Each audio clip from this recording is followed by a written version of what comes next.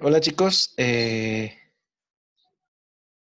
para comenzar con esta clase, en la clase de hoy vamos a hablar sobre inmunidad adaptativa y en general vamos a hablar sobre inmunidad. Entonces, en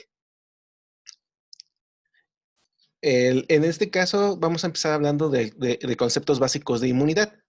Inmunidad en general se conoce como el estado de protección de un organismo en contra de anomalías infecciosas, es decir, la capacidad de un organismo de poder responder contra agentes infecciosos, contra bacterias, virus, hongos, parásitos, etcétera. Pero en realidad actualmente ya sabemos que no solo se ataca a agentes biológicos, también puede haber una respuesta inmunológica contra agentes no biológicos como metales, como algunos otros elementos a los que, por ejemplo, somos alérgicos y se está montando una respuesta inmunológica. El sistema inmunológico son las células y moléculas que ejecutan la inmunidad, es decir, todas las células que participan en la respuesta inmunitaria, y la respuesta inmune es la reacción conjunta y coordinada de todas las células y tejidos y órganos que van a permitirnos tener un estado de protección. Entonces, repasando, la inmunidad es el estado de protección. El sistema inmunológico son todas células, moléculas y tejidos que permiten ejecutar esta inmunidad, y la respuesta inmunológica es la reacción conjunta y coordinada de todas estas células, órganos, tejidos y moléculas. En realidad, el término inmunidad es un término bastante viejo, proviene de nuestra historia antigua grecolatina, donde se hacía referencia a inmunidad, a inmunis, a la condición que tenían algunos senadores y algunos gobernadores de poder realizar cualquier clase de delito o vandalidad y no ser eh, enjuiciado por ella. Es decir, a lo que llamamos hoy un estado de protección de los políticos. Entonces, el fuero político. En la primera referencia al estado de inmunidad que realmente conocemos y que corresponde con una inmunidad que a nosotros nos interesa, data del año 430 antes de Cristo, y es escrita por este joven Tucídides, que en su libro llamado Historia de la Guerra del Peloponeso describe una guerra terrible que hubo entre Atenas y Grecia, de la cual se han hecho películas y múltiples historias, pero él lo que describe es que más allá de esas terribles historias que se ven en las películas y en los libros, durante esta guerra hubo una causa que generó más muertes que la guerra y que el conflicto. Y esto fue una terrible epidemia. Esta epidemia arrasó con muchas más personas, con muchas más vidas que en sí la guerra. Y lo que él describe muy curiosamente en su libro es que durante esta guerra y la pandemia, los únicos que podían proveer de cuidados a los que se enfermaban, ellos eran aquellos que habían enfermado y habían sobrevivido a la enfermedad y que de alguna manera ahora estaban protegidos en contra de la enfermedad. Él nombró a esto, eran inmunes. Este fue la primera vez, el primer registro histórico que tenemos de la palabra de inmunidad asociada a la que nosotros nos interesa estudiar. Ahora, una vez que ya se describió por primera vez este término de inmunidad desde un concepto biológico médico, pasaron varios años para que algunas personas intentaran inducir inmunidad. Durante aquella época, durante el periodo de 2600, 1700, hubo grandes pandemias, grandes epidemias de viruela. Esta viruela, en realidad actualmente ya no la conocemos, es una enfermedad que prácticamente se ha declarado extinta de la faz de la Tierra y que en aquella época generaba una enfermedad que formaba pústulas en el cuerpo de los individuos y que en muchas ocasiones era mortal. Aquellos que lograban sobrevivir quedaban marcados por las cicatrices de estas pústulas en su cuerpo. A esa gente que aún en la actualidad pueden encontrarlos, ya son muy viejos, pero les llaman cacarizos. Y se llaman cacarizos o les llaman cacarizos porque en realidad su piel es prácticamente como el papel cascarón. Si en alguna ocasión en la primaria o en la secundaria les pidieron hacer una actividad con papel cascarón, pues justamente es esa característica, esa textura que tiene ese papel es la que tiene todo el cuerpo de un individuo que sobrevivió a la viruela. Y no solamente ocurre en la parte externa del cuerpo, sino también internamente tiene estas lesiones. Debido a la gravedad de estas epidemias que ocurrían sobre todo en Europa y en Asia, muchas poblaciones intentaron inducir inmunidad. Los primeros que en realizarlo no fueron la población europea, ni Inglaterra, ni Francia, no. Fueron los turcos y los chinos. Los turcos y los chinos inducían inmunidad en contra de, de de esta viruela mediante fenómenos diferentes. Los chinos lo que hacían es tomar las pústulas, las cicatrices que se les generaban de estos granitos, de estas pústulas sobre la piel de los enfermos con viruela, la molían y colocaban inhalaban o olfateaban este polvillo blanco que se generaba. No piensen mal, no es el polvillo blanco que están pensando, es un polvillo blanco generado a partir de las cicatrices de las pústulas de viruela. Los chinos, los turcos lo que hacían era tomar estas mismas pústulas de los enfermos, las cicatrices las molían y realizaban pequeños cortes en la piel y en esos cortes en la piel colocaban esa pequeña cantidad de polvillo. Esto lo llamaban varilación y detectaban y decían que podían inducir inmunidad mediante este proceso. Sin embargo, en realidad lo que ocurría pues no se conocía. Posteriormente, el siguiente registro histórico de gente que tenemos que trata de inducir la inmunidad es Lady Mary Wortley. Lady Mary Wortley, para 1718, lo que hace es, ella es la esposa del cónsul en China de Inglaterra. Entonces, cuando llega a Inglaterra junto con su esposo, el cónsul, lo que hace es observar cómo existe una enorme pandemia, una enorme epidemia de viruela. Y entonces, ante el miedo de que sus hijos mueran infectados de viruela, escucha los consejos de los habitantes chinos y le dicen que lleve a cabo la técnica ancestral que ellos realizan, que es moler las pústulas y inhalar esta polvillo de cicatriz.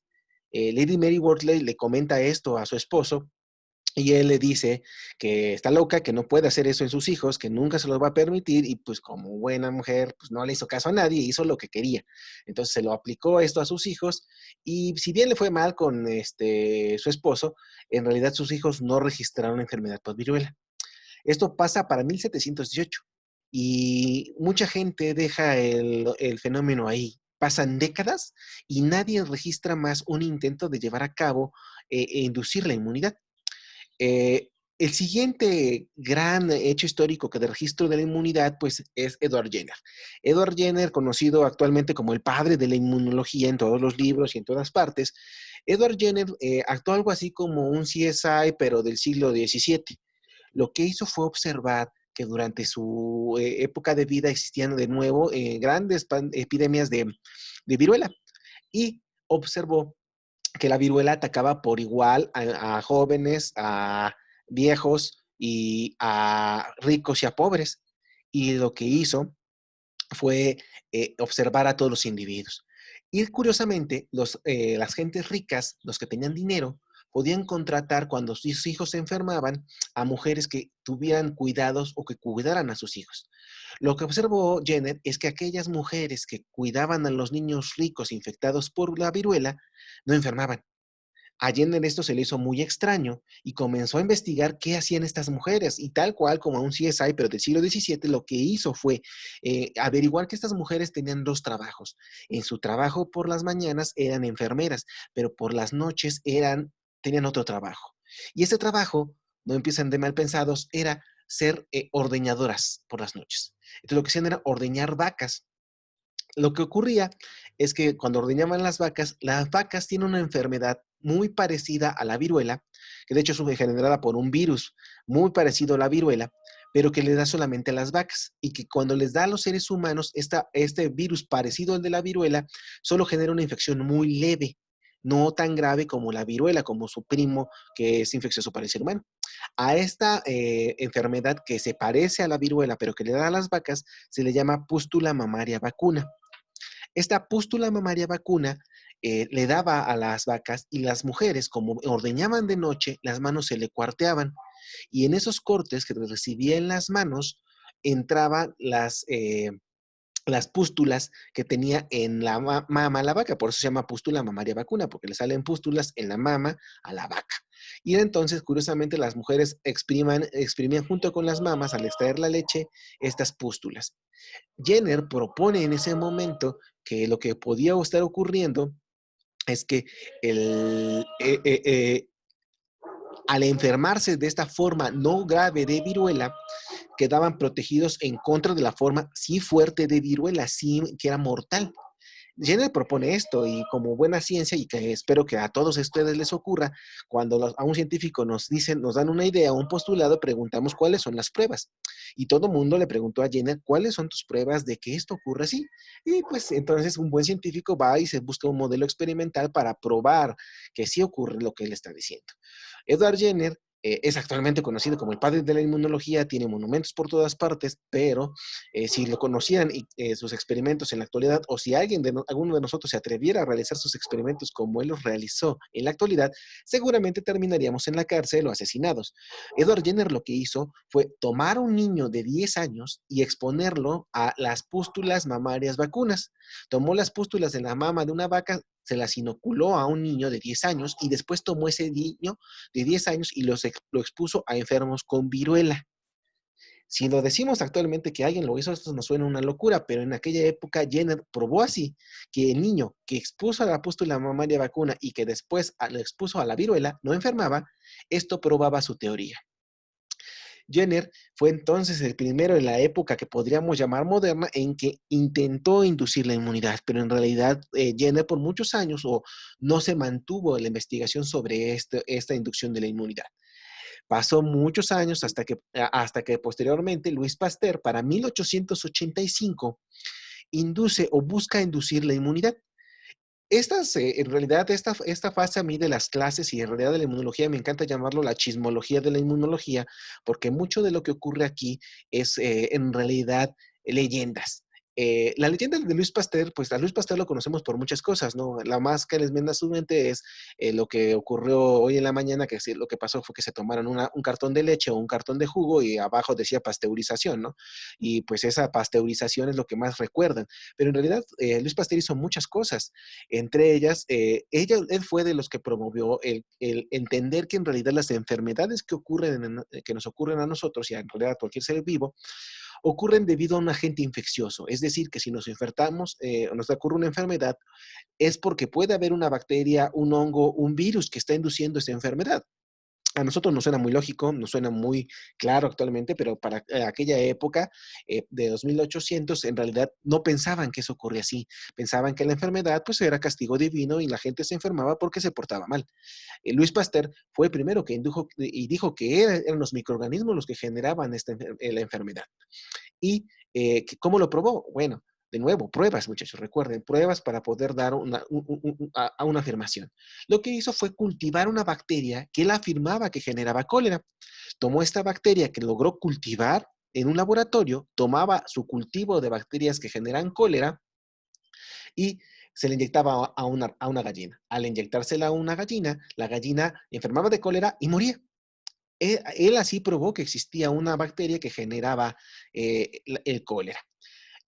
La leyenda, de nuevo, la leyenda cuenta que, como todo, Pasteur tuvo vacaciones. Y en sus vacaciones, pues dejó sus cultivos en su laboratorio. El último día, así como ustedes hacen en vacaciones, dejó todo botando en el laboratorio, ya no quiso saber nada más y se fue de vacaciones. Y dejó todo en el laboratorio a medias, dejando sus cultivos ahí tirados.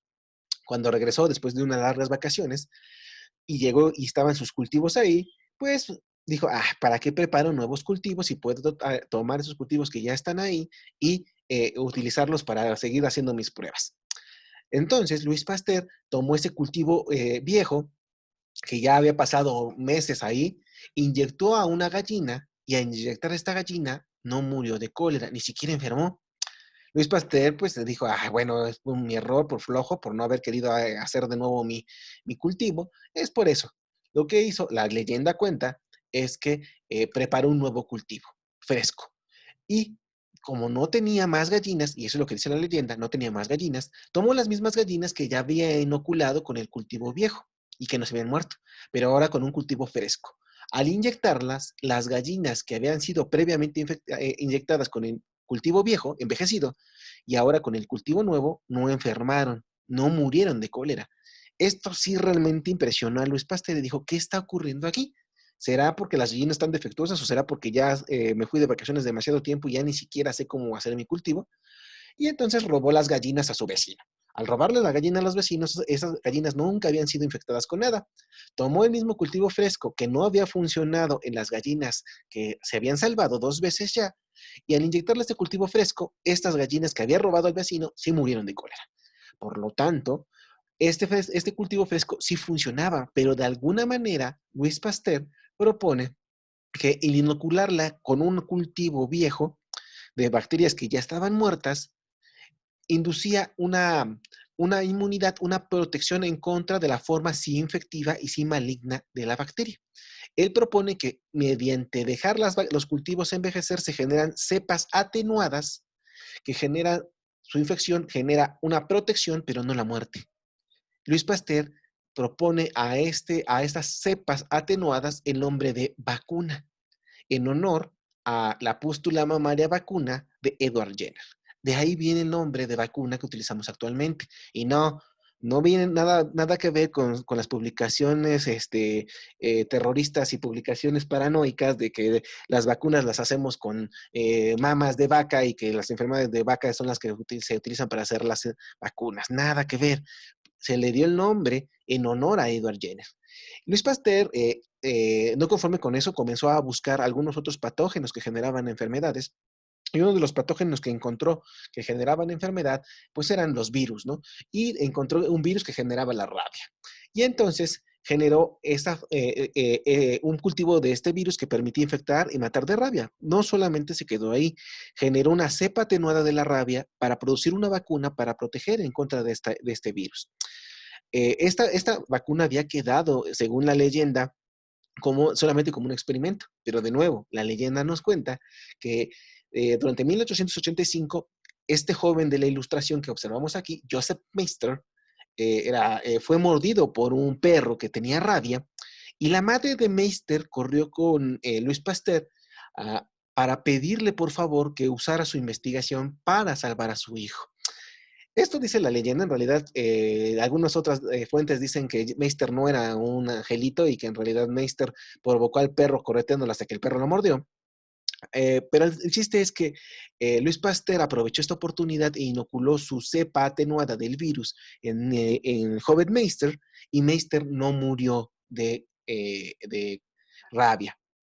Esta leyenda es el primer caso de la inducción de la inmunidad en la época moderna, la utilización de la primera vacuna.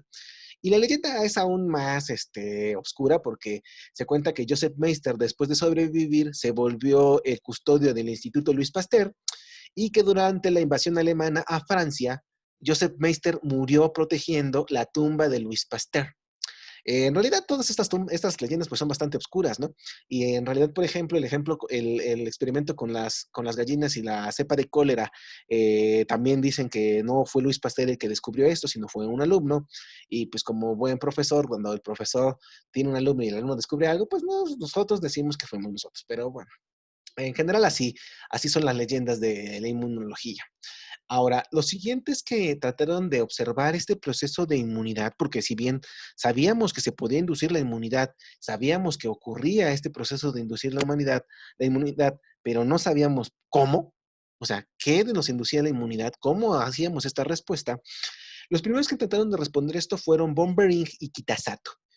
A Bombering todo el mundo lo reconoce por ese trabajo que les voy a contar, pero a Kitasato en realidad pues nadie lo conoce por hacer esto. Lo más que reconocemos es que existe un matraz que se llama Kitasato y es lo único que conocemos de este investigador, pero en realidad fueron los dos. Bombering y Kitasato trabajaban con un fenómeno con difteria.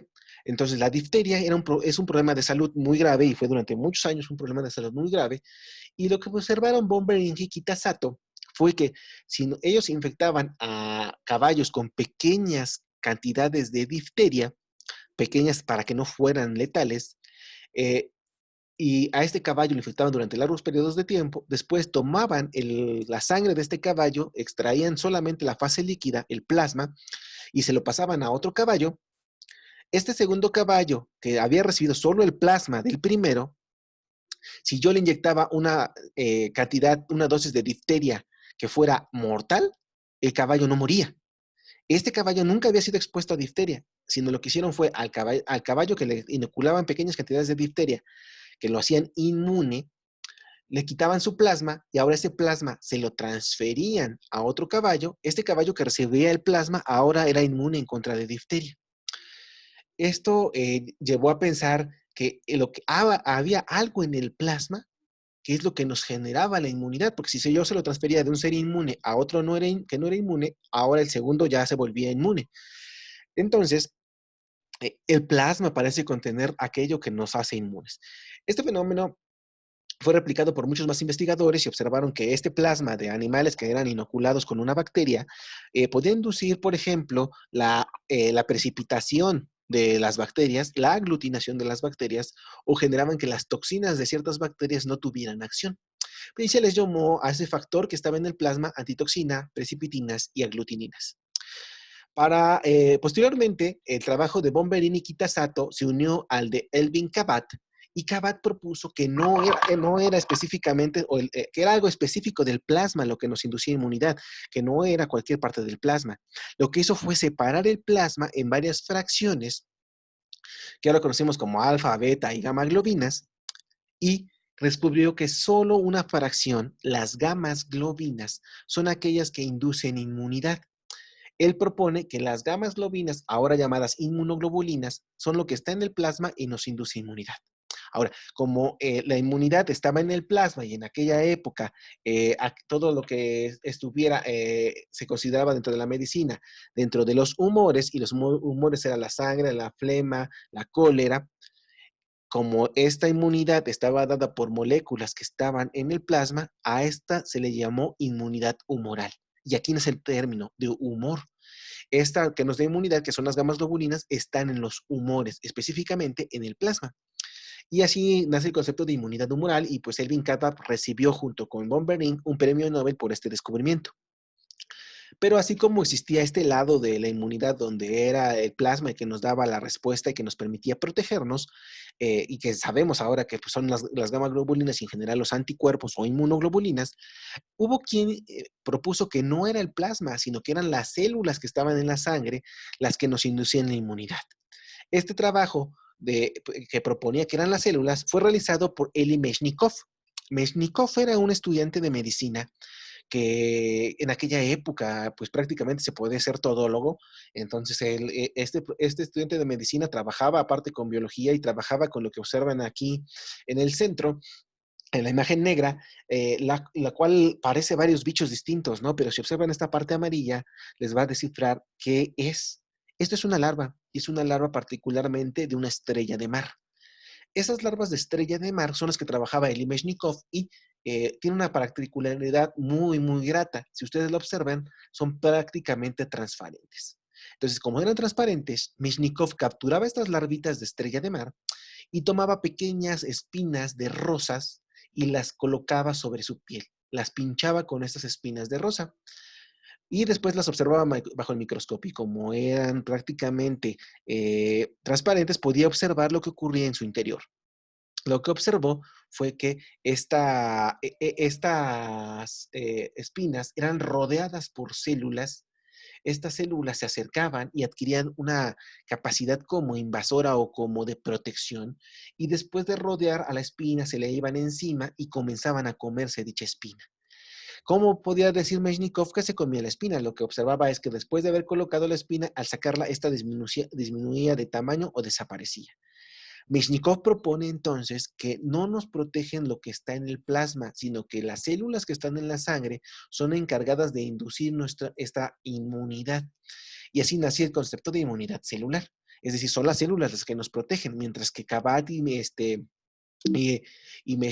Kabat y von Behring y Kitasato decían que era el plasma. Y así surge una de las grandes batallas ficticias que existen de la ciencia, porque en realidad de la ciencia no hay peleas, sino que hay discusiones entre ideas distintas, y la batalla en realidad acabó rápido.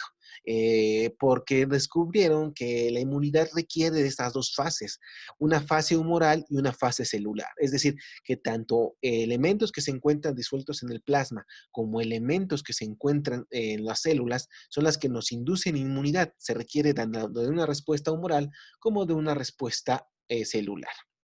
Y en realidad se dividió entonces la inmunidad en dos fases, la respuesta celular y la respuesta humoral. Pero esta división ya es bastante vieja y lo que ocurre es que la respuesta ahora se divide en dos fases.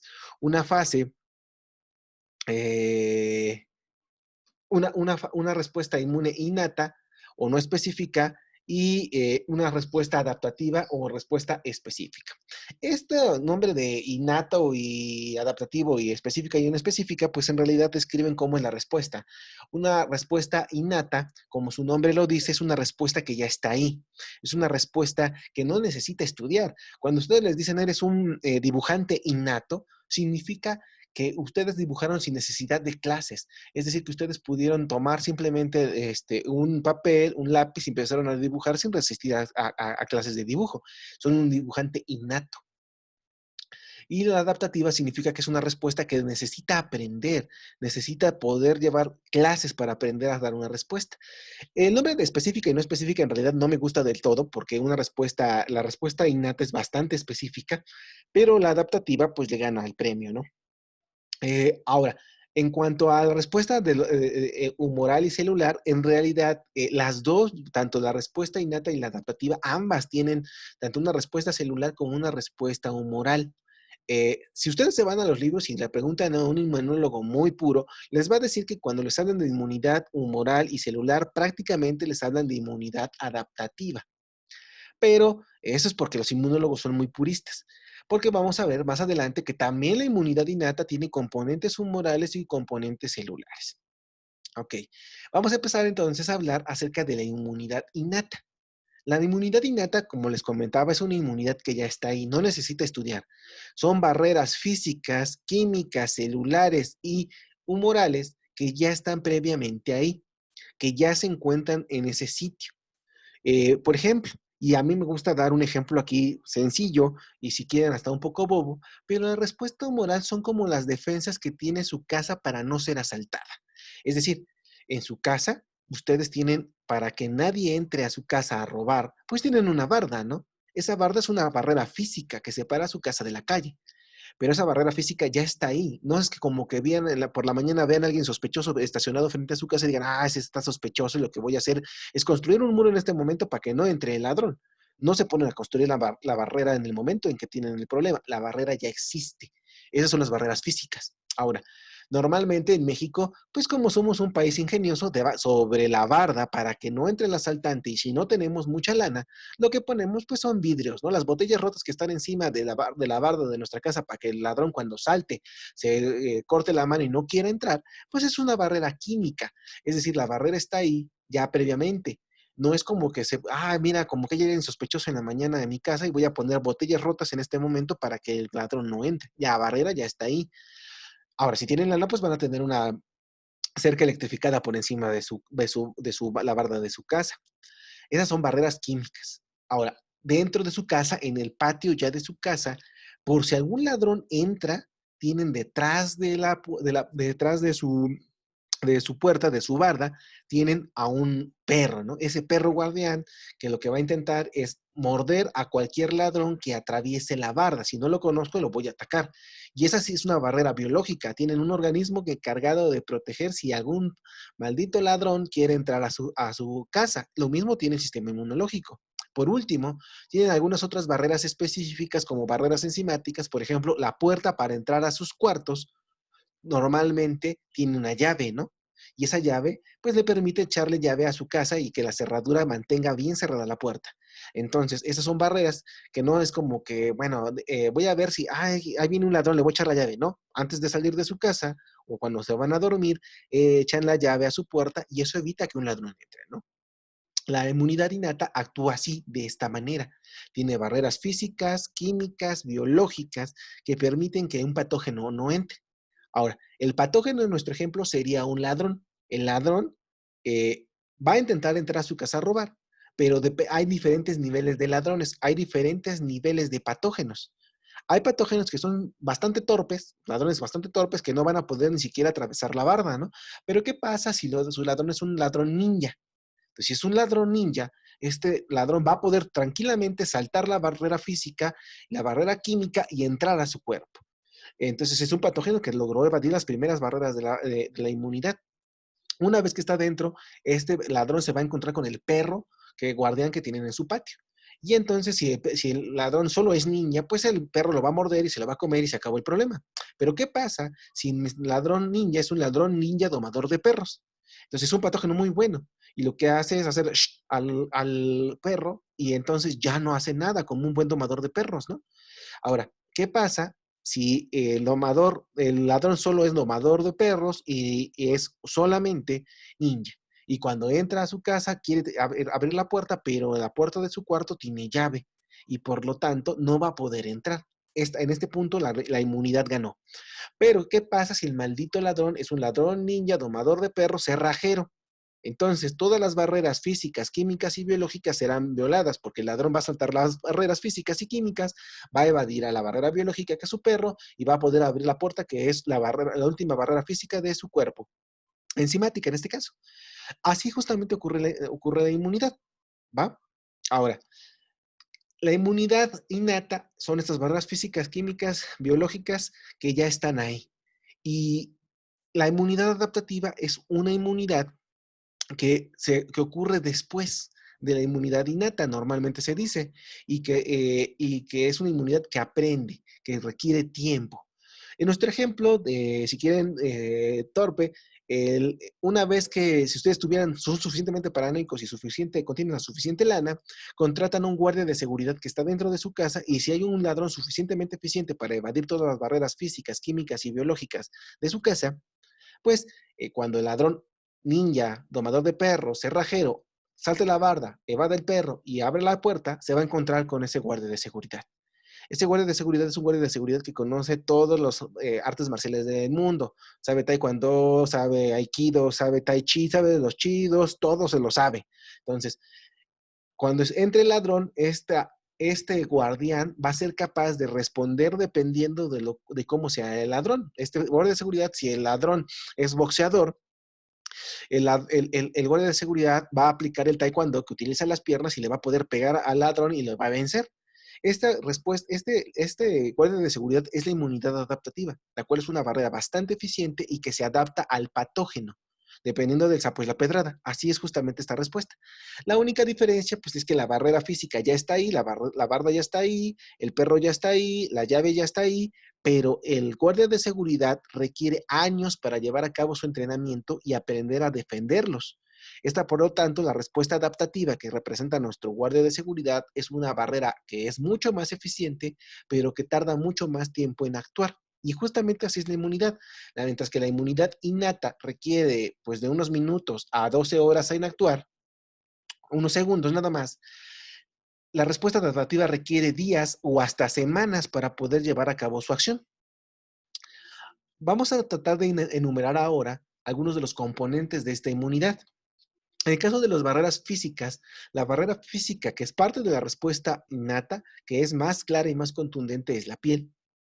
La piel separa nuestro medio interno del medio externo y entonces representa una barrera física. Ahora, donde no tenemos piel y estamos expuestos al medio ambiente, pues tenemos mucosas. Las mucosas respiratorias, las mucosas digestivas, las mucosas urogenitales, etcétera. Entonces, estas barreras físicas son las que nos separan del medio ambiente y nos protegen y son parte de la inmunidad innata. Las barreras químicas, por ejemplo, tenemos que las lágrimas que ustedes tienen en sus ojos, ¿quién no le ha pasado que cuando llora mucho tiempo después les arde el rostro, les arden las mejillas? Y eso les arde y les duele porque no porque les haya dolido quien los hizo llorar, sino les duele físicamente el rostro, porque sus lágrimas tienen lisosimas y las lisosimas son capaces de degradar pared y membrana celular. Y entonces cuando las bacterias caen en nuestros ojos, muchas de esas bacterias tienen pared celular y las lisosimas son capaces de degradarlas.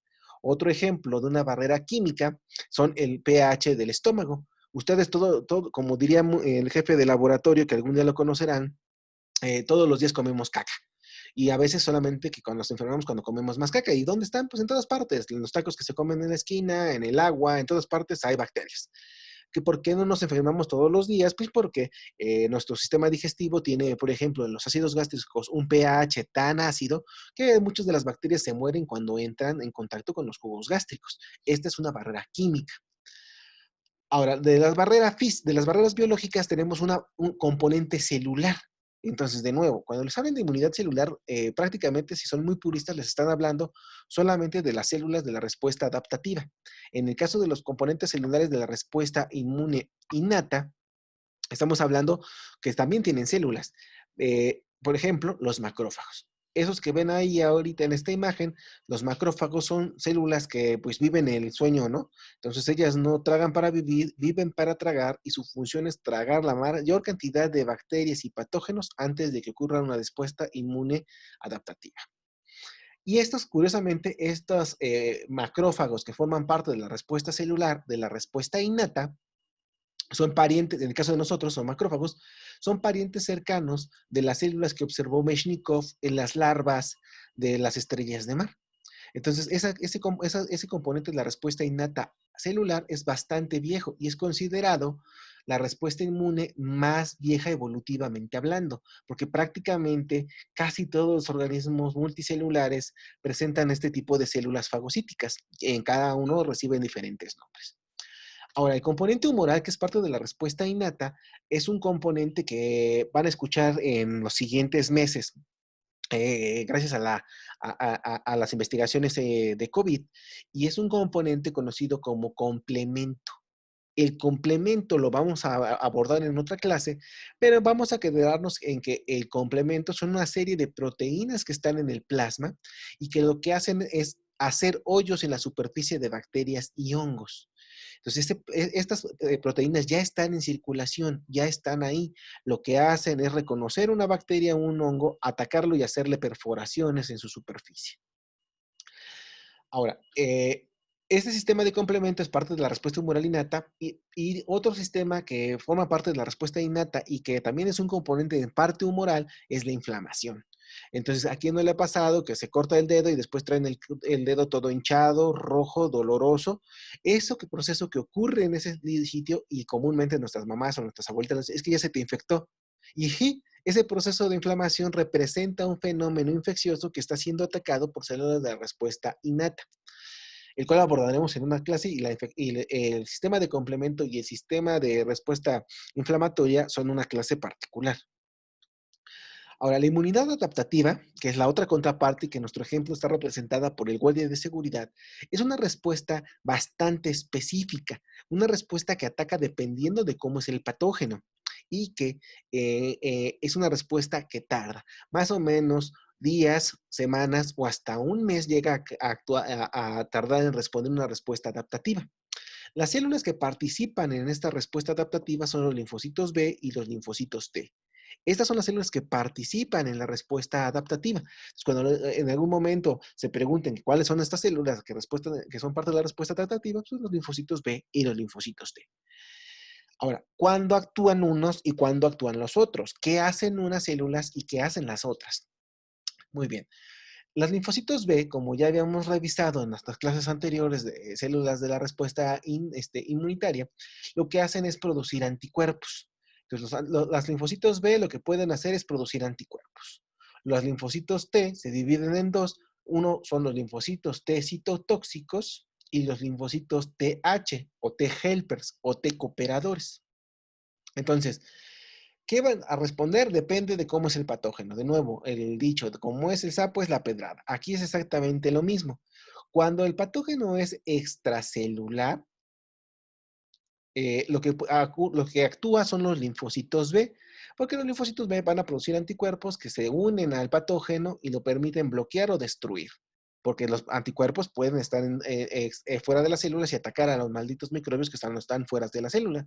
Cuando, pues, por ejemplo, una bacteria, un hongo o un virus cuando está fuera de la célula. ¿Cuándo van a actuar los linfocitos T? En general van a actuar cuando el patógeno es intracelular. Ahí es donde los linfocitos T van a actuar.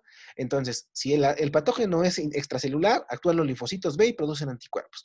Si el patógeno es intracelular, actúan los linfocitos T y actúan de dos maneras. Los T pueden actuar por helpers o por citotóxicos. Los citotóxicos, como su nombre lo indica, citocélulas tóxico, pues que es tóxico.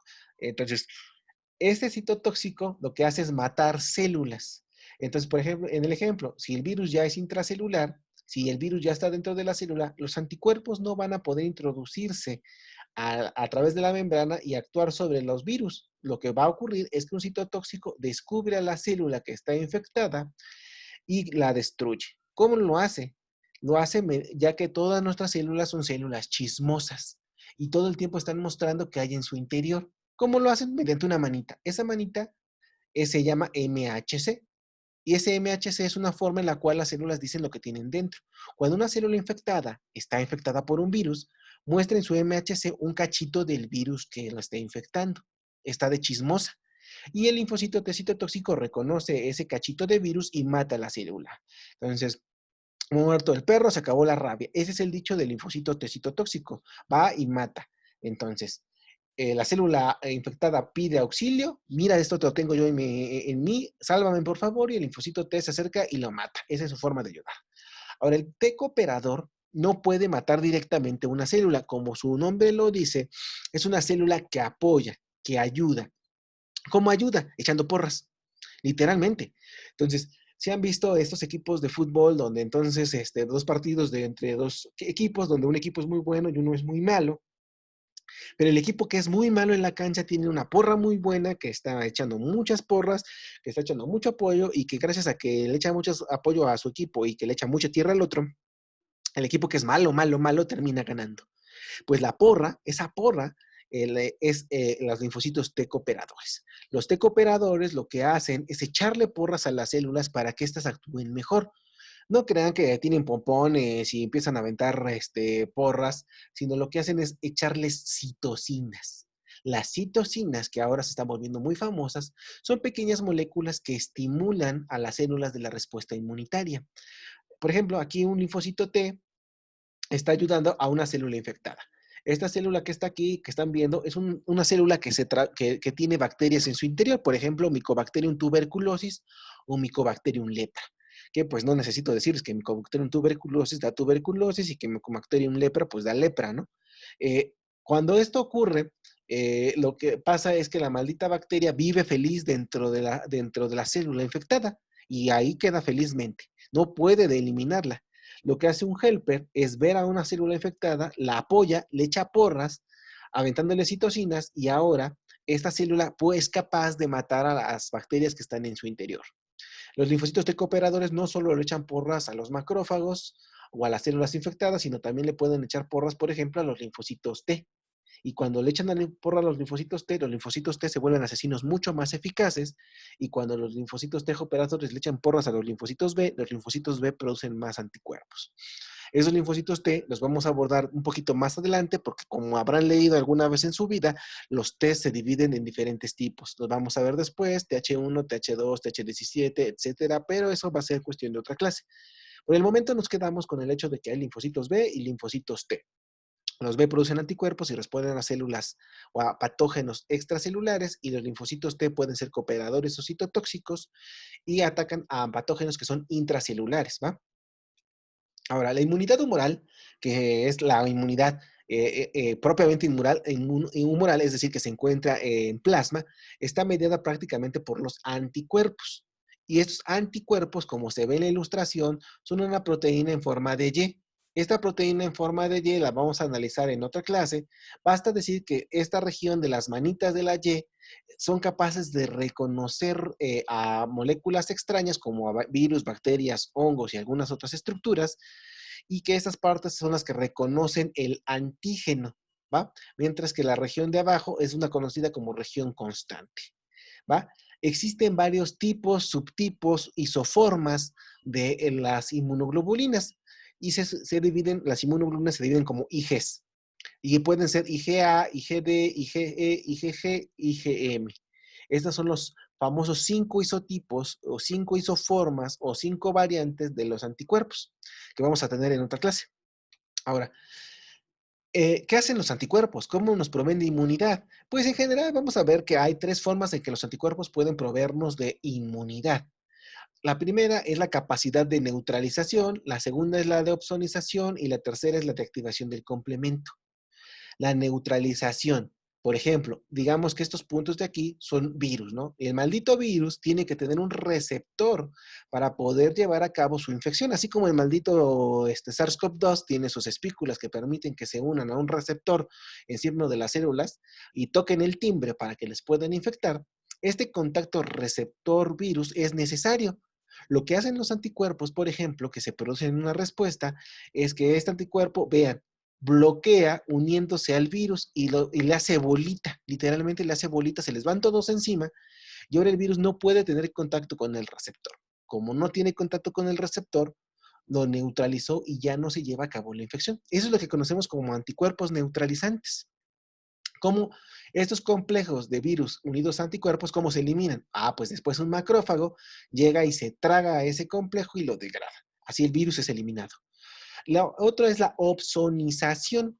Los macrófagos, ya habíamos hablado, lo que hacen es tragar bacterias, ¿no? Pero, ¿qué pasa a ustedes ahora que están en su casa? Pues todos están comiendo prácticamente todos los días la misma cosa, ¿no? Y no todos los días comen maruchan, o todos los días comen salchichas, o todos los días comen huevitos, o todos los días lo mismo, lo mismo, lo mismo. Vamos de cuenta que el macrófago le pasa lo mismo. Toda la vida está tragando exactamente lo mismo. Va a llegar un momento en que por muy sabroso que esté, ella va a decir, ah, ya no quiero, ya me hartó esto, denme algo nuevo. Los macrófagos tienen un límite de fagocitos y se hartan de fagocitar. Y entonces, ¿qué harían para, por ejemplo, cuando iban a la escuela, todos los días comían gorditas? Todos los días comían gorditas. ¿Y qué hacían para que esto fuera distinto? Pues un día las pedían de suadero, otros días las pedían de chorizo, otros días le echaban un poquito de salsa para que supiera más sabrosa. Y entonces, pues el sistema inmunológico pues, tuvo la misma idea. Los macrófagos a veces no pueden tragarse las bacterias y lo que ocurre es que los anticuerpos se pegan a esta bacteria y ahora la bacteria se ve más apetitosa para el macrófago y el macrófago se la come con mayor avidez, es más feliz tragándose a la bacteria. Esto es opsonización y literalmente significa hacer más apetitoso a un patógeno. Ahora la bacteria es más apetitosa para el macrófago y el macrófago se lo come más felizmente. El último es la activación del complemento. Hace un momento les dije que el complemento eran unas proteínas que estaban en el plasma y que lo que hacían es hacer hoyos encima de las bacterias y los hongos. Pero la pregunta es, ¿y cómo demonios le hacen? ¿Cómo saben a qué hacerle hoyos? Ah, una de las formas que vamos a revisar en otra clase más a fondo es que las bacterias u hongos o hasta virus que tienen encima anticuerpos son una señal para que el complemento le haga hoyos a estas células de bacterias, hongos o virus. Entonces, esos son los tres mecanismos mediante los cuales los anticuerpos en general nos dan una respuesta inmunitaria. Mientras que, pues, los linfocitos, la respuesta adaptativa, como ya habíamos mencionado, ocurre, por ejemplo, por los linfocitos T citotóxicos, lo que hacen es atacar a una célula que se encuentra infectada y eliminarla. Por ejemplo, ¿cómo lo hace? Aquí tenemos a una célula infectada por un virus, ¿no? Y entonces este virus se apodera de la maquinaria biosintética de la célula y entonces esta empieza a producir las proteínas del virus. Pero recordemos que en realidad, por ejemplo, la envoltura de un virus, como el virus de ahora, el SARS-CoV-2, tiene espículas en su interior que vienen en una capa de membrana que en realidad es un regalito o un recuerdito que se lleva el virus cuando deja la célula que infectó. Se llama un cacho de la membrana. ¿Y entonces por qué tiene las espículas del virus? Porque lo que hace el virus es hacer que sus proteínas estén en la superficie de la célula infectada. Eso es necesario para que el virus exista, pero el sistema inmunológico lo aprovecha. Un linfocito T citotóxico es capaz de reconocer a esta proteína como extraña y lo que hace es aventarle dos enzimas. Una se llama perforina y otra se llama granzima. Por su nombre, la perforina lo que hace es formar hoyos en la superficie celular y la granzima lo que hace es ser una proteasa. Entonces, el maldito linfocito citotóxico es un asesino muy feroz. Lo que hace es eh, primero balacear a la célula infectada y después aventarle encima ácido. Y así es como lo que hace es eliminar a la célula infectada. Esto no solo lo hace con una célula infectada por un virus, sino también una célula, por ejemplo, cancerosa de un tumor, es reconocido de la misma manera por un linfocito T citotóxico. Ahora, los T cooperadores, como yo les había dicho, este de aquí es un macrófago. Entonces, el bendito macrófago Por ejemplo, en una infección por tuberculosis, como han escuchado, la infección por tuberculosis es muy, muy difícil de tratar, y también de la lepra, es una enfermedad que antes era mortal porque no era posible tratarla. Actualmente ya. Lo que hace es lo que hace es la bacteria de la tuberculosis es dejarse tragar por un macrófago, pero dentro evita ser degradada esta bacteria y el macrófago está infectado. Lo que hace un linfocito T-cooperador es reconocer a esta célula infectada y mediante citocinas hacer que degraden, forzar que degraden a la bacteria que está dentro de ella. Entonces, es lo cómo actúa un T-cooperador. Ahora, la respuesta inmune adaptativa se reconoce por diferentes características. La primera es que es una inmunidad específica, la primera que es una inmunidad específica, la segunda que es diversa, la tercera que tiene memoria, cuarta que hay expansión clonal, la quinta es que hay especialización, la sexta que hay contención y homeostasis y que la última es que hay falta de autorreactividad. Son las características generales y vamos a revisar qué significa cada una de ellas. La inmunidad adaptativa es específica y es diversa. Es decir, ¿qué tan diversa es una respuesta? Su cuerpo, muchachos, el de un ser humano, debe ser capaz de reconocer todos los patógenos que se le pongan enfrente. ¿Cuántas bacterias, virus y hongos habrá en la naturaleza? Miles, cientos de miles de bacterias y de hongos distintos, y virus y patógenos. ¿Y cómo es que nuestra respuesta inmunitaria puede generar, cómo es que puede generar anticuerpos, por ejemplo, para 1000, 2000, 3000, 10,000, 100,000 o hasta 1,000,000 de distintas bacterias, hongos o virus? Pues porque la respuesta es bastante diversa y va a generar anticuerpos para todos esos diferentes tipos de hongos, bacterias y virus. A esto se le llama diversidad. Ahora, además de esta diversidad de anticuerpos, la respuesta es específica. Es decir, si ustedes se infectan, por ejemplo, contra un virus de la gripe, este virus de la gripe van a tener ya anticuerpos contra él, pero no van a tener anticuerpos contra el virus de la gripe de otro año o la gripe porcina. Por eso es tan grave la aparición de nuevas cepas virales. O por ejemplo, en el caso de este maldito virus que nos tiene en casa a todos, si ustedes generan anticuerpos contra esta versión del virus que existe actualmente, esos anticuerpos no los van a proteger contra otra versión del virus que aparezca el año que viene. Y esa es la razón por la cual la inmunidad se le conoce como específica. Y es una de las razones por las cuales tenemos tanto miedo de este maldito virus. Porque este puede cambiar y la respuesta que hemos montado contra el que existe actualmente no necesariamente nos protege contra el que va a venir en un año o en 2 años o en quién sabe cuántos años. Ahora, eso se le reconoce como una respuesta específica.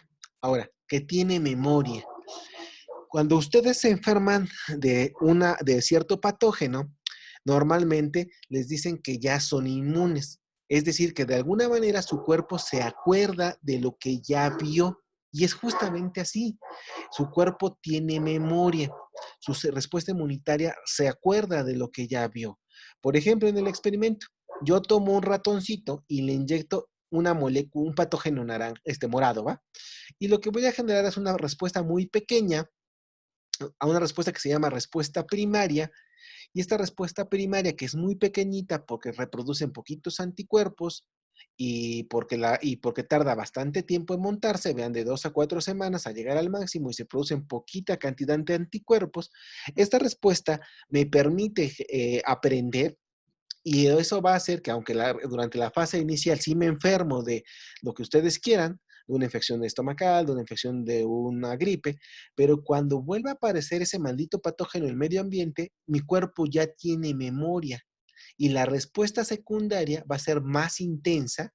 Vean la cantidad de anticuerpos que corresponde al eje de las Yes, se producen el doble o el triple de anticuerpos y la respuesta es mucho más rápida. En apenas una semana, la respuesta alcanza el máximo. Esta es una respuesta secundaria y esta es la forma por la cual ustedes difícilmente se vuelven a infectar de un virus o de una bacteria idéntica. Entonces, esta respuesta es una respuesta secundaria y bajo esta premisa funcionan las vacunas. Una vacuna funciona porque cuando se les inyecta esta vacuna, esta está hecha de restos, fragmentos o virus que están muertos. y entonces su cuerpo recibe la infección, recibe el patógeno, pero no les va a generar la infección como tal, pero su cuerpo aprende y genera una respuesta inmunológica pequeña. Esa es la razón por la cual, por ejemplo, en las vacunas se tiene fiebre, dolor, incomodidad, pero es una infección leve, una respuesta leve, pero es una ficción, es una inducción que les va a permitir que cuando se le encuentren de veras el patógeno, el completo, el vivo, el malvado, su respuesta no va a ser primaria, va a ser secundaria.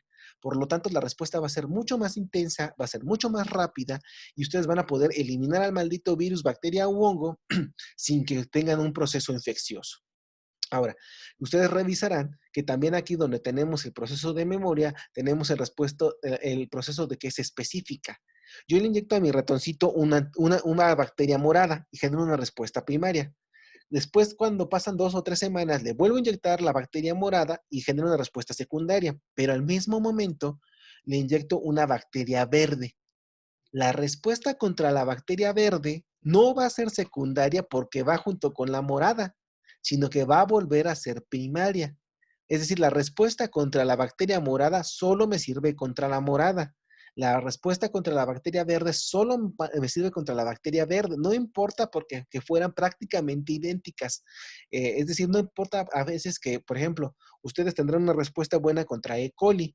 E. coli es una bacteria que se encuentra prácticamente en todo su tracto digestivo. Y ustedes tienen una respuesta inmunitaria buena contra ella, pero, eh, eh, pero hay variantes de E. coli contra lo que ustedes no tienen una respuesta inmunitaria. Por ejemplo, E. coli K14 es muy parecida a E. coli, prácticamente idéntica. Si ustedes la ven en el microscopio, no la pueden diferenciar, pero la respuesta que tenemos contra E. coli normal no sirve nada contra E. coli K14, y tanto así que esta es una infección mortal prácticamente a nivel mundial. Entonces, recuerden que la respuesta es altamente específica y que tenemos memoria. ¿Cómo funciona o por qué hay memoria? Porque hay linfocitos B y T de memoria. Cuando hay una respuesta primaria, algunas de las células que responden se vuelven células plasmáticas y producen anticuerpos, o se vuelven células T y estas células T atacan a las células infectadas, pero algunas de las células que ven aquí ven al patógeno, aprenden cómo es el patógeno y se esconden después. Estas células que se esconden después son células B y T de memoria. Se esconden en algunos otros órganos linfoides y están ahí reservadas. ¿Para qué? Para funcionar como generales en la siguiente guerra. ¿Por qué? Porque ya tienen experiencia, porque ya vieron la batalla, porque conocen al maldito enemigo. Esos linfocitos T y B de memoria se reservan y cuando el patógeno vuelve a aparecer, entonces actúan, pero ya saben cómo atacar. Y es por eso que la respuesta secundaria es mucho más eficiente, mucho más rápida y produce una respuesta mucho más intensa. Ahora, ¿de qué nos serviría tener un excelente soldado que es capaz de eliminar al patógeno, pero que solamente tenga uno? Es decir, digamos que de todos nuestros linfocitos T y CD4 que hay en nuestro cuerpo, uno es buenísimo para reconocer a un virus y es buenísimo, pero solo tengo uno. ¿Cuál es la solución? Pues clonar a ese buen soldado. Y en ese ejemplo, pues tenemos que esa es la expansión clonal. Cuando nuestro cuerpo descubre un linfocito T que es capaz de reconocer a un virus o una bacteria de manera muy eficiente, lo que hace es forzarlo a dividirse cientos o miles o millones de veces y tener miles o millones de linfocitos T idénticos que son capaces de eliminar a la maldita bacteria, hongo o virus. Ahora, regresando a la específica, pues hay que tener en cuenta pues que realmente no importa que el virus sea muy parecido o la bacteria sea muy parecida, si ya son una cepa distinta o si ya son una especie distinta, la respuesta inmunitaria no nos va a proteger de manera cruzada. Es decir, una respuesta contra Mycobacterium leprae no nos va a defender contra Mycobacterium tuberculosis, aunque las dos son exactamente del mismo género. Ahora, homeostasis. La respuesta inmunitaria es como una guerra. Ya hemos hablado de que las linfocitos B y T de memoria son generales y que hay una respuesta que ataca con un ejército que se genera a partir de un solo linfocito T o un linfocito B que es clonado. Es decir, que el antígeno, la molécula extraña, el patógeno, inducen que las células se activen, generen una respuesta inmunitaria, pero como una guerra, si estuviéramos permanentemente en guerra, los recursos se desvían, ¿no? Por ejemplo, durante la Segunda Guerra Mundial, la población sufrió a nivel mundial porque todos los recursos alimentarios, metales, todo el dinero se iba para la guerra, para la milicia, y todos sufrían. Y entonces, cuando la guerra se acabó, los recursos se redistribuyeron. Exactamente lo mismo ocurre con la respuesta inmunitaria. No se puede vivir en respuesta inmunitaria toda la existencia. Lo que ocurre es que las células se empiezan a dividir, a crecer, a generar una respuesta, a producir anticuerpos, pero cuando se logra matar al patógeno, eliminarlo, las células del ejército que participaron en la destrucción del maldito patógeno mueren por apoptosis. Entonces, todas las células que se producen durante la respuesta inmunitaria terminan muriendo al final de la respuesta cuando el patógeno es eliminado. ¿Para qué? Si tengo un ejército enorme, tengo que tener recursos para alimentar ese ejército enorme. Lo que hago para no mantenerlos es matarlos. Entonces, así de despiadado es nuestra respuesta inmunitaria. ¿Va? A falta de reactividad. Eso ya habíamos hablado en la clase anterior, ¿no? Durante la fase de diferenciación y de generación de las células T, por ejemplo, vimos que existía la selección positiva y la selección negativa. Si no se lleva a cabo una selección correcta de estas células, eh, durante esta fase, algunas células autorreactivas que son capaces de reconocer a las células propias como extrañas van a estar presentes. Para que no haya autorreactividad, es decir, que no me ataque a mí mismo, lo que se hace es hacer los procesos de selección, que de los cuales ya hablamos en la clase anterior. Ahora, la inmunidad, además de dividirse en innata y adaptativa, como ya vimos anteriormente, también se divide en natural y artificial. Y ambas, la natural y la artificial, se dividen en pasiva y activa. Entonces, vamos a diferenciar entre estos términos que muchas veces los encontramos en las publicaciones científicas o en el mismo Internet y que a veces no entendemos, ¿no? Es una inmunidad natural de una artificial, ¿no? Y pues, ¿qué significa eso?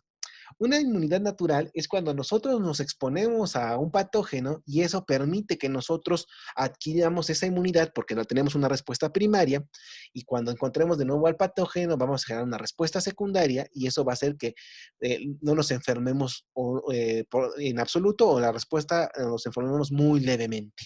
Pero es natural. O sea, cuando yo voy y me siento junto a mi compañerito que tiene gripa en el salón, no me siento junto a él porque me voy a sentar junto a él para enfermarme y tener inmunidad. Nadie lo piensa así. O ahorita, no me voy a ir a sentar junto a que se ve todo griposo en el metro para que me transfiera el SARS-CoV-2 y yo tenga inmunidad. O sea, eso no lo haríamos, no es algo lógico, no va a ocurrir. Pero eso, así es la inmunidad natural, cuando lo adquiero de manera natural al enfermarme. La artificial es una inmunidad que inducimos, es una inmunidad que sí pensamos, hay una premeditación para inducir la inmunidad, como lo que hizo Jenner y como lo que hizo Pasteur. Ahora, ¿cuándo es activa y pasiva? Así como su nombre lo dice, una inmunidad activa es cuando hacemos la chamba. Es decir, si yo tomo a mi ratoncito y le inyecto un patógeno, él va a generar una respuesta, como ya vimos en órganos linfoides, donde el virus va a llegar, va a ser reconocido por una célula dendrítica, va a correr a un ganglio linfático, en el linfático va a llegar a un folículo primario, activa el secundario, los linfocitos B se generan y producen anticuerpos. O sea, se hizo toda la chamba. Activó linfocitos, activó dendríticas, los linfocitos maduraron, se produjeron anticuerpos, hizo toda la chamba. Esta inmunidad activa sí genera memoria porque genera linfocitos B que se vuelven linfocitos B de memoria.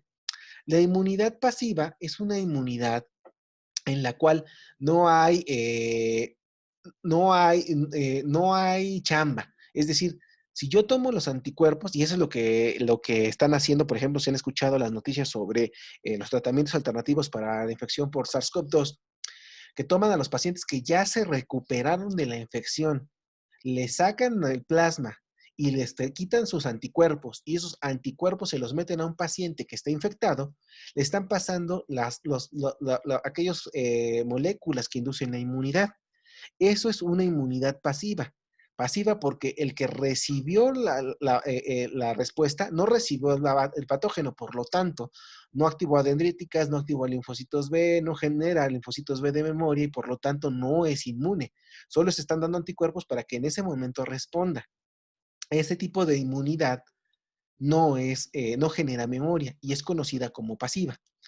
Vamos a ejemplos. La inmunidad natural activa es aquella que se adquiere cuando nos enfermamos. Es decir, cuando nos enfermamos de sarampión, pues ya una primera vez y nunca más nos volvemos a infectar, ¿no? Cuando nos infectamos de ciertas bacterias, y eso, por ejemplo, piénselo bien, cuando por primera vez entraron a su facultad y fueron a comer por primera vez al pasillo del hambre o al rincón de la salmonelosis o el lugar donde comen, donde tengan que comer, la primera vez que se comieron una gordita de Doña Pelos, seguro se enfermaron. La primera semana, por lo menos, se enfermaron un par de veces y terminaron mal en el baño de su casa. Entonces, ¿por qué? Porque no conocían a la bacteria.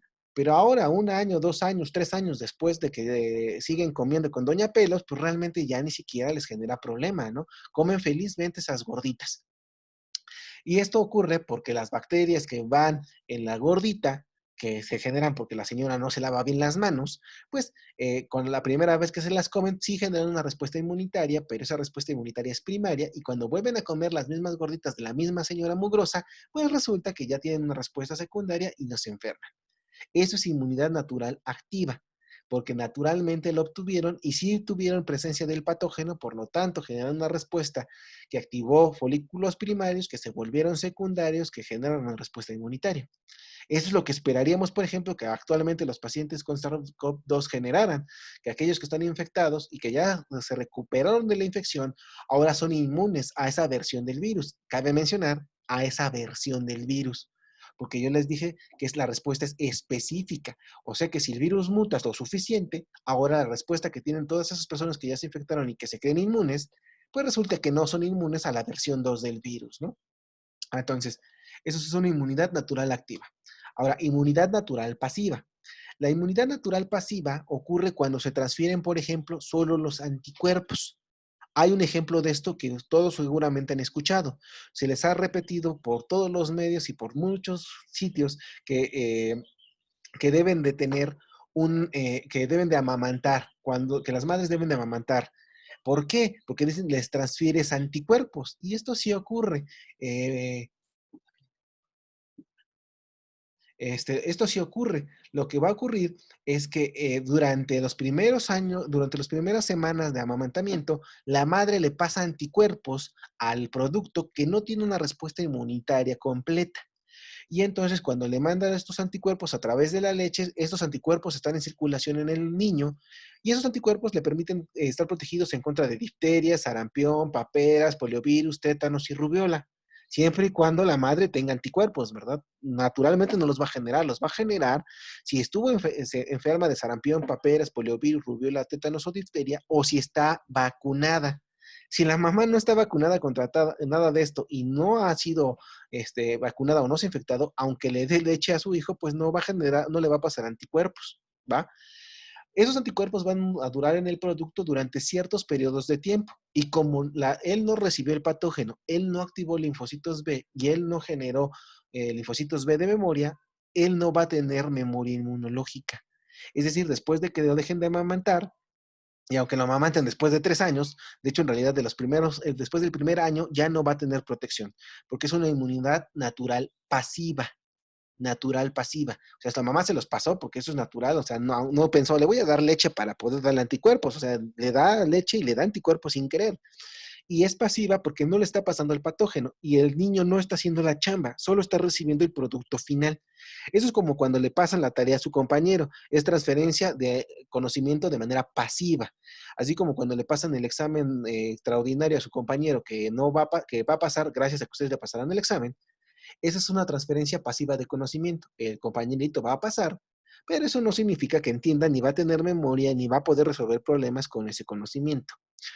Inmunidad artificial, tenemos en este ejemplo a las vacunas. Entonces, dentro de la inmunidad artificial activa, pues tenemos a todas las vacunas que nos legaron Edward Jenner y Luis Pasteur, que permiten la inducción de una respuesta inmunitaria gracias a que se nos coloca el patógeno, ya sea envejecido, ya sea muerto por calor, muerto por frío, muerto por radiación, partículas virales o vacunas un poquito más interesantes como las vacunas de DNA y RNA que se están utilizando actualmente.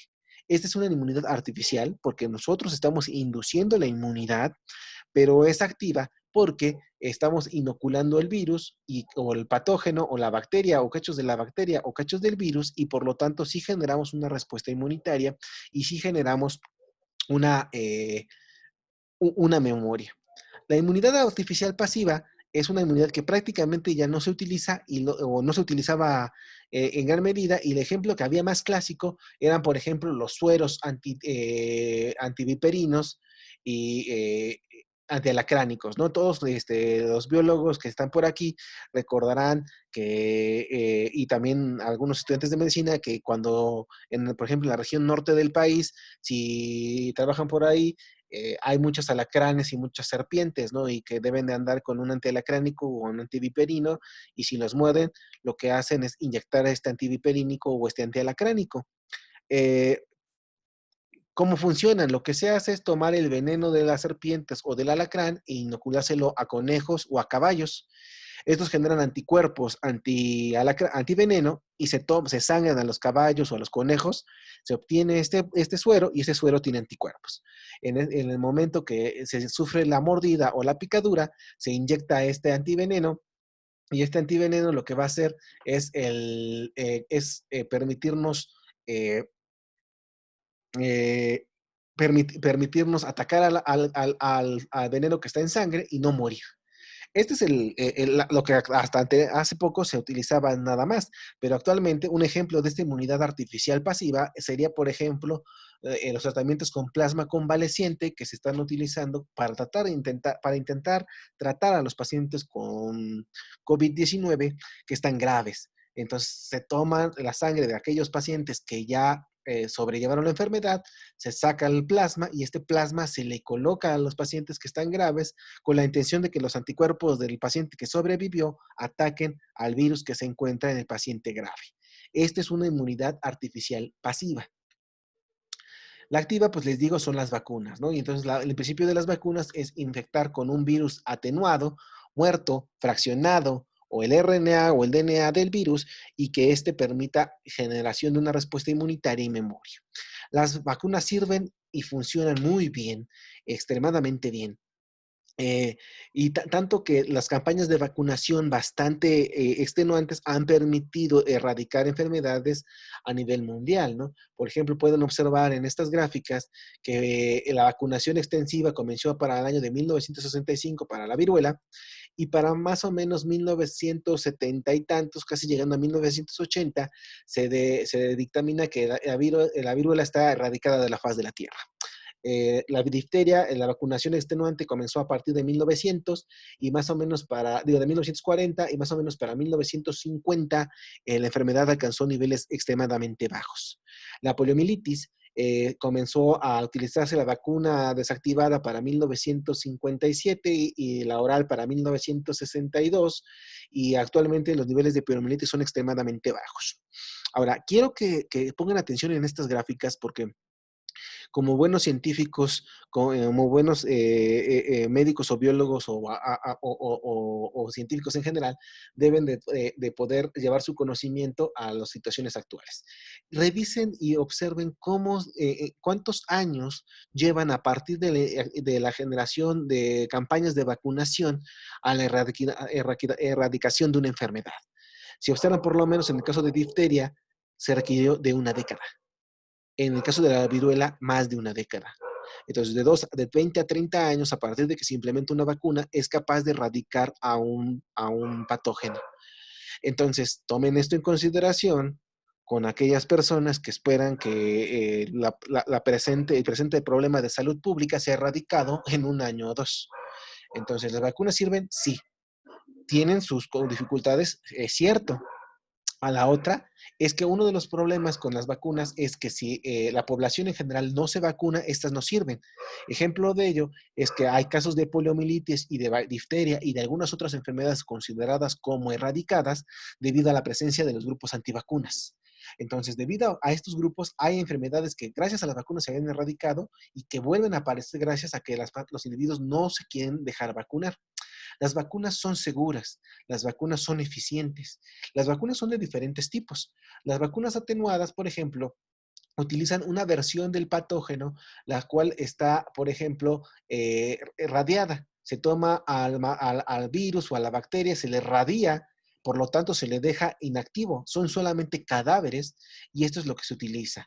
La desactivada o muerta por medio de calor o por medio de refrigeración. Si yo refrigero al patógeno, este se destruye y yo nada más recibo esos cadáveres, el toxoide. Por ejemplo, en lugar de inocularnos la bacteria que genera difteria o el tétanos, se toma solo la proteína que es la toxina de estas bacterias, de tal manera que no me va a generar un fenómeno infeccioso de subunidad. Por ejemplo, tenemos el virus de hepatitis. Si nosotros tomamos el gen de la cápsula de la hepatitis y se lo metemos a una bacteria, esta bacteria va a producir esta proteína de hepatitis, pero por alguna razón que no entendemos, esas pequeñas proteínas de hepatitis van a formar cápsides virales desnudas. Cápsides virales que solo son la pura cápside del virus, no tiene genoma y no tiene envoltura, pero sí tienen las proteínas virales. Estos se llaman VLPs, virus-like particle. O sea, son partículas parecidas a bacterias, a virus. Y esto se utiliza para poder utilizar como vacunas. Hay conjugadas, hay recombinantes y hay de DNA. ¿Cómo funcionan estas de DNA? Las de DNA, por ejemplo, tomamos el ejemplo clásico, vamos a tomar era BPH, actualmente pues es SARS-CoV-2. Entonces tomamos el maldito gen que codifica para la espícula del virus, ¿no? La que genera el contacto para la infección. Tomamos este gen y lo ponemos en un plásmido o en un minicírculo, en un vector de DNA, y este vector ahora tiene el gen completo. Tomamos una jeringa o una pistola de DNA y esto va a permitir que metamos estos minicírculos o estos plásmidos al interior del tejido del paciente y ahora sus células van a tener el gen del virus sin tener el virus y van a expresar las partículas del virus y por lo tanto va a haber células de la respuesta inmunitaria que reconocen estas células que generan linfocitos B de memoria y T de memoria y cuando el paciente se exponga de a de veras con el virus en la naturaleza, va a poder generar una respuesta secundaria. Así funcionan estas vacunas de DNA. Vamos a tener una clase de puras vacunas donde les hablaré el por qué los benditos eh, argumentos que presentan o pseudoargumentos que presentan los grupos antivacunas en realidad pues son una mentira, ¿no? Pero hasta aquí nos vamos a quedar con la parte de inmunidad artificial activa. Ahora, por último, vamos a revisar algunos conceptos que son importantes recordar.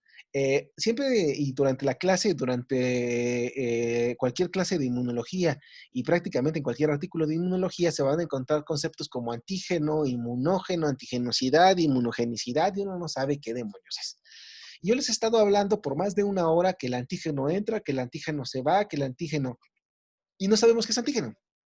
Un antígeno, muchachos, es cualquier sustancia. Un antígeno es una molécula que puede ser reconocida, ¿va? Es decir, un antígeno es prácticamente cualquier molécula sobre la faz de la Tierra. Esta puede ser propia, extraña, o puede ser biológica o no biológica, pero en general un antígeno puede generar una respuesta inmunológica, pero en realidad puede no generarla. Un antígeno es cualquier molécula, ¿va? Un inmunógeno es un antígeno que puede generar una respuesta inmunológica específica.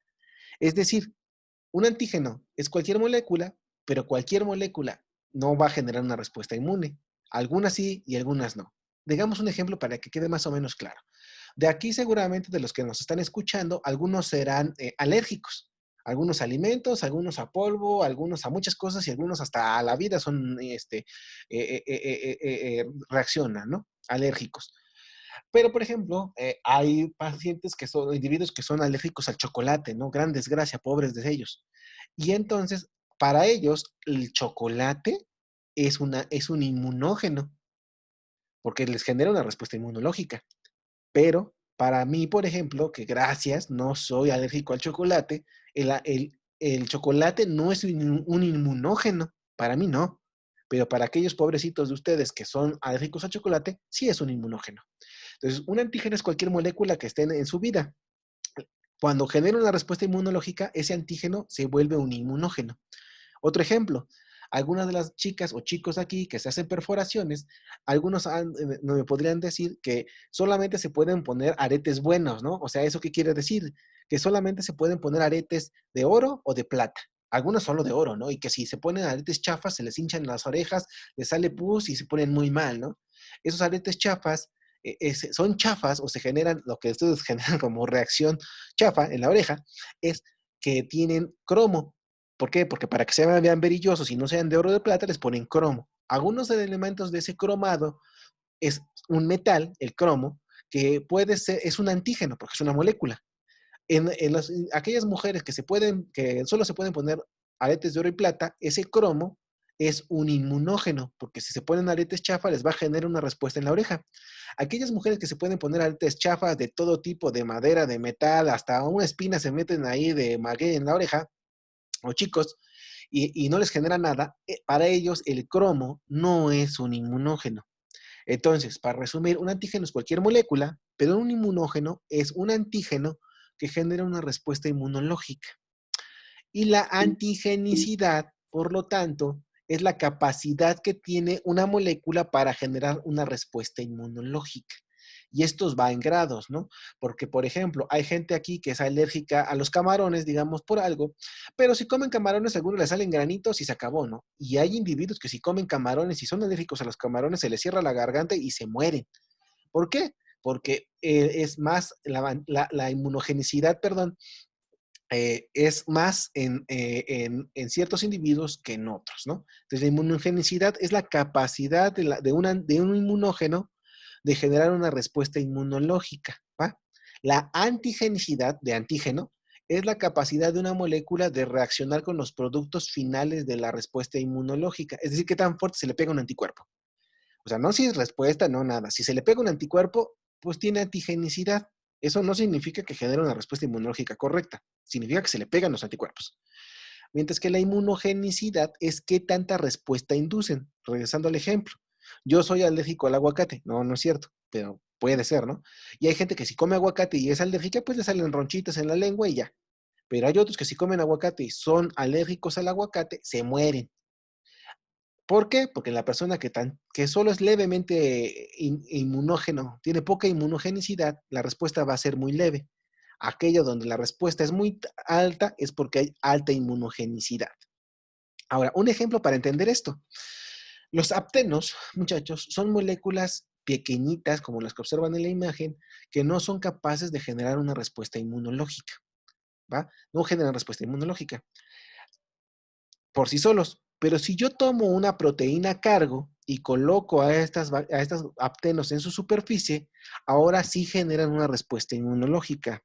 Es decir, que en la inmunidad el tamaño sí importa. Es decir, si son chiquitas, no los pelan, pero si se ven grandotes, sí los pelan. Así funciona esto. Y entonces el apteno es un antígeno, pero solito no es un inmunógeno. Si yo coloco al apteno sobre una proteína cargo, ahora ese antígeno sí es un inmunógeno y sí genera una respuesta inmunológica. Este ejemplo se va a entender un poquito mejor cuando hablemos acerca de cómo es que hay gente que es alérgica a moléculas muy pequeñas como los antibióticos, que vamos a verlo cuando veamos hipersensibilidad. Ahora, ¿qué es lo que hace que una molécula que es un antígeno se vuelva un buen inmunógeno? O sea, ¿qué hace que en una persona sí exista respuesta inmunológica contra el cromo y en otras no? Pues depende de la molécula, ¿no? De la inmunogenicidad del antígeno. O sea, ¿qué hace que una molécula sí genere una respuesta inmunológica? Y en general son estas características. ¿Qué tan extraña es? El tamaño, la química, la susceptibilidad al procesamiento, los factores propios del organismo y la dosis y método de administración. ¿Qué tan extraño es? La albúmina es una proteína, por ejemplo, que todos los seres vivos tenemos. Todos los mamíferos tenemos albúmina. Todos, todos. Y esa albúmina es muy parecida, pero pues claramente va a ser diferente entre una vaca y un conejito. Si yo tomo la albúmina sérica bovina y se la inyecto a una vaca, pues la vaca, aunque no esa albúmina sérica no venga de esa vaca cuando se la inyecte, pues no va a generar una respuesta inmunológica. Ese antígeno no va a ser buen inmunógeno en la vaca. Pero el conejito, si esto sí dice esto sí, que de dónde salió, no, yo no lo conozco. Y entonces va a ser un buen inmunógeno en el conejito. Y hay en grados, por ejemplo, si yo tomo la misma albúmina sérica bovina y se la inyecto a una cabra, la cabra, si bien no es una vaca, pues es pariente de la vaca porque son ungulados. Pero si yo le inyecto la misma albúmina sérica bovina a un gallo, el gallo sí dice esto es extraterrestre. ¿De qué planeta viene esto? No lo conozco. Y en él sí va a ser un muy buen inmunógeno. Ahora, para todo hay excepciones, y eso tienen que entenderlo bastante bien. Por ejemplo, el citocromo C y la la colágena, son moléculas que están prácticamente en todos los seres vivos y entre todos los seres vivos son extremadamente parecidas. Si revisan el citocromo C de una bacteria, el citocromo C de una ave, el citocromo B de un reptil y de un ser humano, son prácticamente idénticos, igual que la colágena. La colágena está muy conservada evolutivamente y prácticamente todos los seres vivos tienen una colágena muy parecida. Entonces, ¿qué pasa? Yo dije que entre más lejano estén evolutivamente, pues más extraño es, ¿no? Pues resulta que si yo me inyecto colágeno de una maldita serpiente, no voy a generar una respuesta inmunológica, porque aunque evolutivamente estamos lejos, la proteína se parece tanto que no va a generar respuesta inmunológica. Ahora, por eso luego les venden tratamientos raros donde se inyectan colágena de vaca o de puerco en las articulaciones y les dicen que va a funcionar. Puras mentiras. Ahora, otra excepción al contrario. El cuerpo tiene sitios santuario, muchachos. O es decir, sitios que quedan protegidos. Sitios que parece que son que no llega, donde el sistema inmunológico no alcanza a llegar. A eso se le llaman sitios inmunoprotegidos o inmunoprivilegiados. Dos de estos sitios son la córnea y los testículos. Es decir, a la córnea y a los testículos su sistema inmunológico no llega. ¿Por qué no llega a los testículos? Parece que es porque si llegara ahí, como nuestras células germinales masculinas son haploides, no son estrictamente idénticas al resto de nuestras células. Y de alguna forma, si las células de la respuesta inmunitaria llegaran a los testículos, destruirían a todos los espermatozoides. Entonces seríamos estériles. En el ojo es porque el sitio está tan conservado que las células no llegan hasta ahí. Ahora, ¿esto qué tiene que ver? Si yo tomo córnea, líquido córnea, de la córnea de mi ojo, mío, y me lo inyecto en otro sitio, voy a generar una respuesta inmunológica contra ese líquido. Y es mío. Y es mío, pero es porque el sistema inmunológico nunca lo conoció.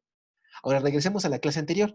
Yo les había dicho que en el timo, las células le enseñan a los linfocitos T qué es lo que es propio y qué es lo que es extraño. Pues resulta que nunca les enseñaron células de la córnea ni células de testículo.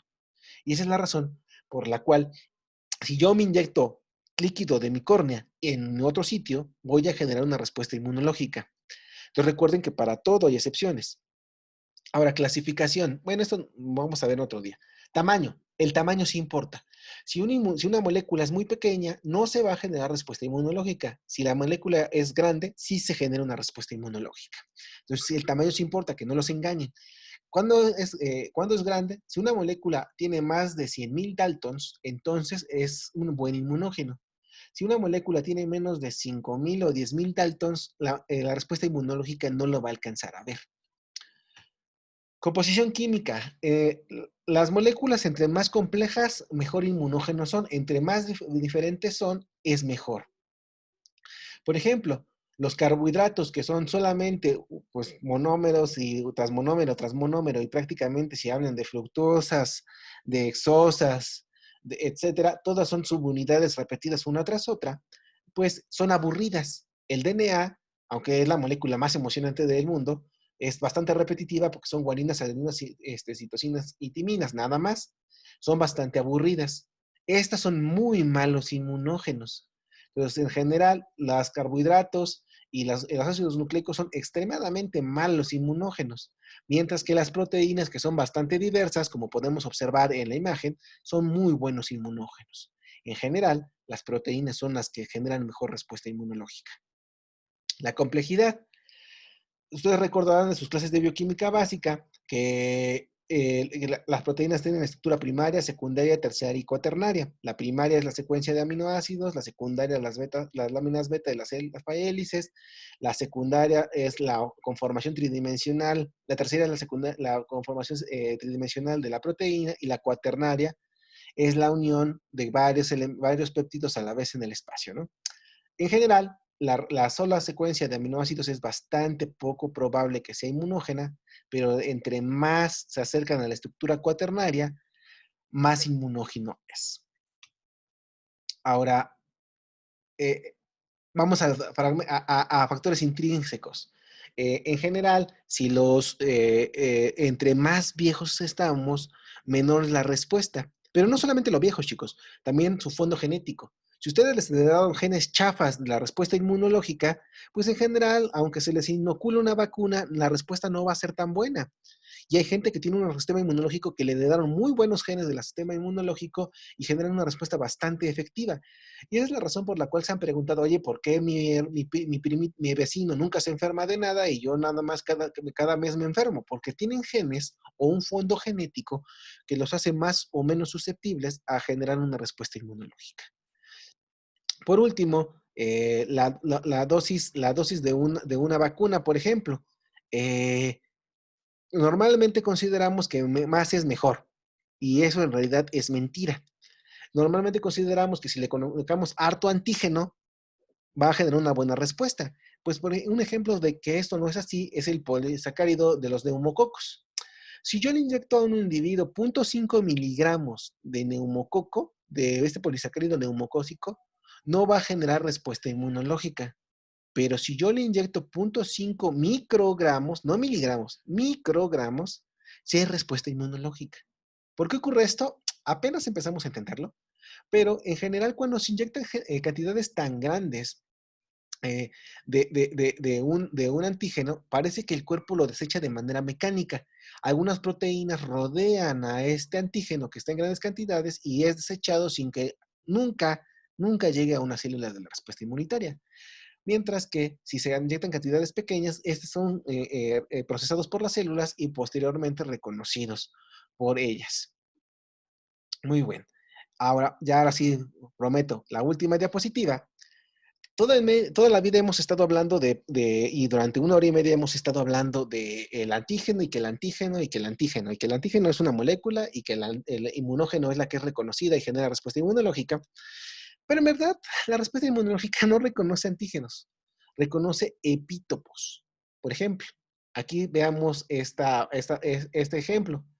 Este de aquí, toda la cadena de bolitas, este es el antígeno. Digamos que es la proteína de vesícula de SARS-CoV-2.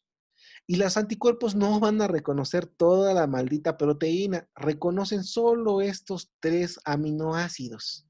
Entonces, esta cantidad o partícula mínima que reconoce la respuesta inmunológica se conoce como epítopo.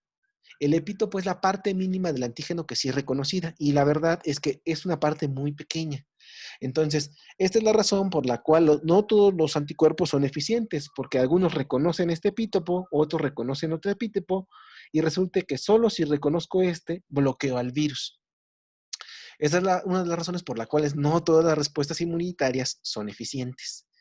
Y es necesario que entendamos que el epítopo es lo que es reconocido, porque en clases posteriores vamos a ver cómo se escoge ese epítopo y qué es realmente lo que el anticuerpo reconoce de ese epítopo. Muy bien, chicos. Pues después de 1 hora y media de estarlos yo masacrando con un montón de información, esto sería todo con respecto a la